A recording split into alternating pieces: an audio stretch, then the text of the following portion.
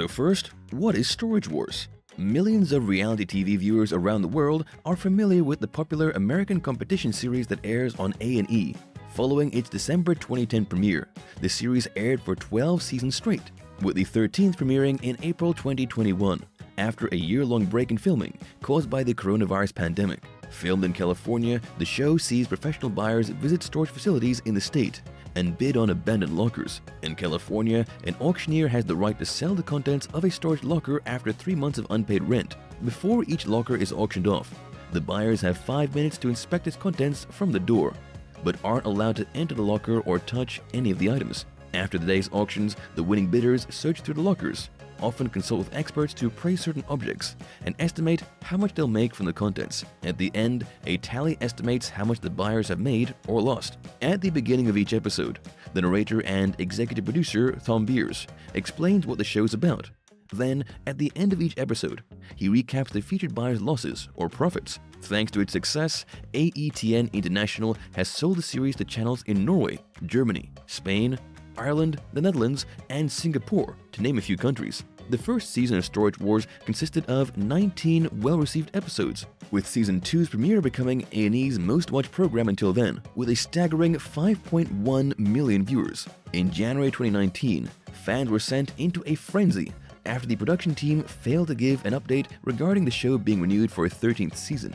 However, it was announced in March 2021 and premiered a month later, closely followed by Season 14 in November that year. Storage Wars has spawned a range of moderately successful spin-offs to date, including Storage Wars Barry Strikes Back and Storage Wars Back to the Locker, which focuses on the buyer's best and worst purchases. Major, regularly seen cast members, bidders, include Dave Hester, Daryl Sheets, Brandon Sheets, Jared Schultz, Brandy Passant, Barry Weiss, and Ivy Calvin. Dave, known as The King, appeared in seasons 1 to 3 and 5 to 12, and is known for his bullish attitude and on-screen spats with Daryl and Brandon. When the series began, Dave was the owner of Costa Mesa's Newport Consignment Gallery and the Rags to Riches thrift store.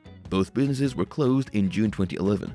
Now, as of 2022, he operates Dave Hester Auctions House, having worked as a bid catcher in auction facilities, meaning helping auctioneers spot likely bidders. Dave also became famous for a signature catchword, yup. In fact, he even went so far as to sell hats, shirts, and other merchandise with the word. After being fired from the series in December 2012, he sued the show's producers for wrongful termination, with part of the lawsuit being dismissed 3 months later. Then, after being a no-show for Season 4, Dave returned in March 2014, so presumably the case was amicably resolved. Daryl, who has been a permanent fixture of the show since Season 1, is a storage auction veteran, born and raised in San Diego. Known for his catchphrase, "This is the wow factor," he earns a living through his online store and by selling his purchased wares at weekly swap meets. According to Daryl, his biggest finds include a letter written by Abraham Lincoln, which was sold for $15,000, and 4 rare Pablo Picasso drawings. Some of his sensational claims include that he once found a plastic-wrapped dead body in a storage locker, said to be the wife of the unit's owner. Daryl made history in the Season 3 finale after buying a locker for $3,600, which contained original artwork by Frank Gutierrez, appraised at $300,000, making it the show's biggest profit to date. Brandon, Daryl's son and partner, was present in Seasons 1 to 9, starting out bidding alongside his father. In later seasons, he attended auctions and bid against Daryl for the same units. Due to budget cuts, Brandon announced in December 2016 that he'd be leaving the show, then soon found a job as a real estate agent in Arizona. Jared and Brandy, known as the Young Guns, are the former owners of the California-based thrift store.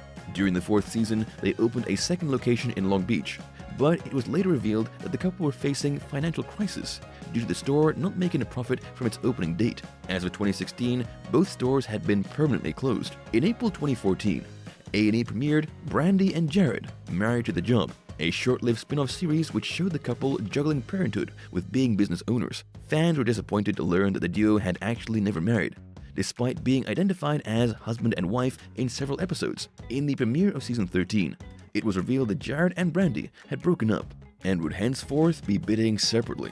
Barry was a show regular in the first 4 seasons, a lifelong antique collector and friend of Tom Beers, and would join the show upon the latter's suggestion. Before retiring, he owned a successful produce company with his brother. In June 2013, Viewers were surprised upon learning that Barry would not be returning for season 5, but just months later, he starred in a spin-off, Buried Treasure. Now working as a brand ambassador and spokesperson for Sherwood Valley Casino, Barry returned in season 14 after a years-long hiatus from TV. Ivy, who joined the series in its 3rd season after Dave's departure, soon became one of the main buyers, thanks to his tenacious personality and outspokenness. The former arena football player and mixed martial arts fighter is now the owner of a Palmdale-based thrift store named Grandma's Attic, often joined on set by his son Ivy Jr. He also regularly bids with his best friend Mary Padian. Other main buyers include Kenny Crossley, Justin Bryant, Shanna Dunn, Edwina Registry, and Renee and Casey Najota. It goes without saying that the turbulent relationships between the Storage Wars cast members are just as entertaining as their bidding wars, or even more so. Dave is the undoubted villain of the show, compared to Jared, Daryl, and Brandy, who are described as the good guy cast members, and has been embroiled in countless verbal spats with his colleagues. Although most viewers believe that the on-screen drama is just for show, the bad blood between Dave and Brandy is genuine. In a live Q&A session, Brandy was asked if Dave was really as much of a jerk as he seemed, to which she succinctly replied, yes. Meanwhile, Dave boldly stated in an interview that he wasn't there to make friends, but to pay his operating costs and make a profit. Given Dave's history of unpleasant behavior on set, it's little surprise that the other cast members tend to avoid him, especially the women. TMZ previously reported that he struck Laura Dodson, another buyer, to which she said, "You like hitting a woman? You like knocking a gal on the goddamn ground?" Other controversial statements from the veteran bidder include, nearly every aspect of the series is faked, even down to the plastic surgery that one of the female cast members underwent in order to create more sex appeal for the show. Although Dave has a large fan base, his behavior has led to negative publicity from the auction house, with one review boldly stating, "Hester is trash who buys trash, then overestimates its value, just like he overestimates himself." As for the other cast members, viewers thought Jared and Brandy's split was a publicity stunt, especially as it was announced in the season 13 premiere. According to People magazine, the former lovebirds went their separate ways after filming season 12. Since then, Brandy has stated that she isn't seeing anyone in particular, while online sources have linked Jared to a possible new flame named Rochelle Beckman. Unfortunately, the exes haven't remained on the best of terms. On 30th April 2021, Brandy and Jared bumped into each other in an Orange County restaurant and got into a heated argument, which led to Jared pushing his ex. Weeks later, he was charged with 1 count of misdemeanor domestic violence battery by the Orange County District Attorney. In November 2021, netizens speculated that Brandy's close friendship with Kenny, another solo bidder, would lead to them joining forces on the show. According to Brandy, they speak almost every day, with Kenny asking her how she is and referring to her as homegirl. Dan and Laura Dodson, who've been working in the auction world for decades and come from an auctioneer background, are considered the show's most solid couple. Together, they've been running the company for almost 4 decades, organizing a wide range of auctions around California. The pair have also overcome their fair share of struggles. In season 5, Dan suffered a double brain aneurysm, but Laura's quick thinking and CPR saved his life. According to online sources, Casey and Renee have also been together for decades, running Bargain Hunters, an impressive 7,000 square foot San Diego thrift shop. In addition to being paid handsomely for their appearances on Storage Wars, the couple also run a YouTube channel. Renee has been buying and selling since he was 11 years old, Casey shared in an interview. Plus, you can't get involved in that I am famous attitude. We're working just as hard as we always have.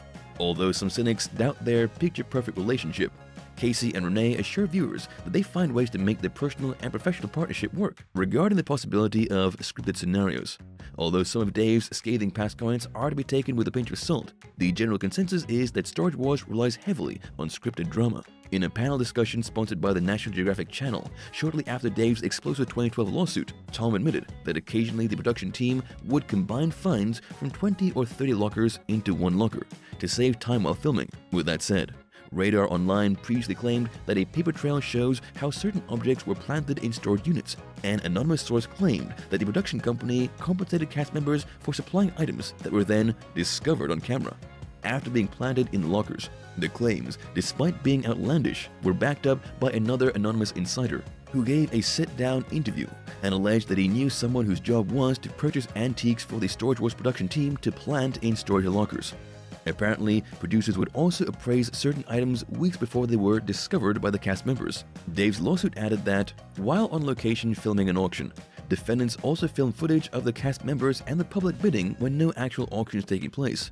in order to make it appear that any of the cast member is bidding at any given auction, whether or not he or she is actually bidding on the unit. According to Business Insider, the more established bidders had to pay for their lockers out of their own pockets, while the network helped out the weaker cast members by funding their purchases. However, knowledgeable sources have pointed out that if it weren't for the help from the network, the bidders with less money to spare would go bankrupt. Perhaps unsurprisingly, Tom also admitted to scripting some interviews with cast members. "There's some writing involved," he said. "We do it in Storage Wars, we do it in America's Lost Treasures.